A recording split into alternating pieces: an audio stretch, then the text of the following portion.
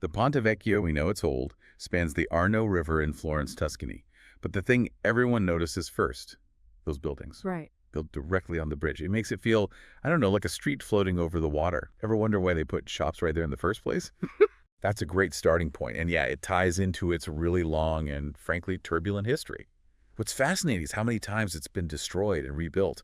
It's incredibly resilient. I mean, this isn't the first bridge on this spot, not even the second or third. The very first one, way back, Roman times, was actually wood. Wood, really. Over a river like the Arno, that sounds a bit precarious. It was.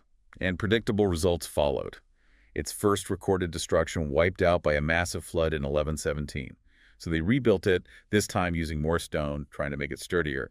But then disaster struck again. A fire in 1332 took that one down. Wow, okay. Flood, then fire, it just couldn't catch a break. Not really.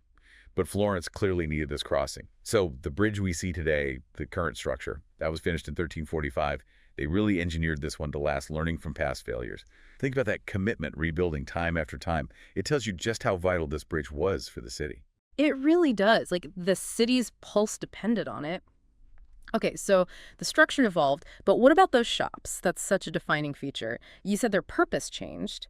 This is where it gets really interesting, I think. Yeah, the shops have their own story. Originally, picture this, the bridge was packed with butcher shops. Butchers. Okay, I can imagine the sights and smells. Exactly. It was practical. Then they needed river access for, well, waste disposal and cleaning. It made sense logistically, but probably wasn't the most pleasant experience for passersby. A medieval butcher alley over the water. Got it. So why did that change? I'm guessing the smell became an issue. You nailed it. Official documents mention odor nuisances. Basically, it stank.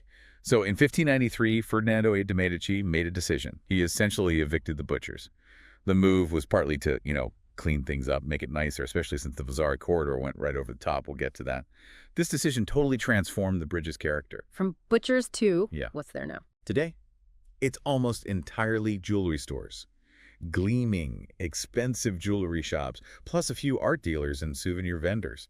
Talk about an upgrade from raw meat to refined metalwork. That's quite the shift. From functional, maybe a bit gritty, to luxurious. It really shows how a city or its rulers can reshape public spaces. Yeah. And you mentioned the Vasari Corridor passing above. Let's unpack that. Hidden above the shops, there's this secret passage. Yes, the Vasari Corridor. It's fascinating. Built incredibly fast, just 5 months in 1565.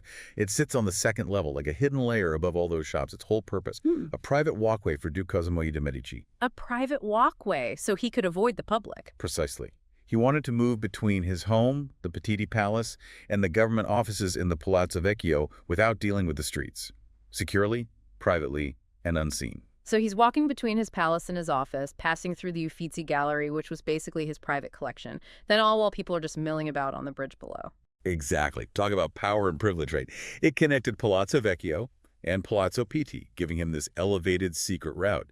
It says so much about the Medici mindset: security, status, separation from the populace, architecture as a statement of power. Wow. Imagine being down below, buying something, completely unaware the Duke is strolling right over your head. Okay, but maybe the most incredible story, the one that really stands out, is its survival in World War II. This part is just hard to believe. It really is astonishing. So picture this. It's August 4th, 1944. The German army is retreating from Florence, and as they pull back, their orders are to destroy all the bridges over the Arno to slow down the Allies. And they did.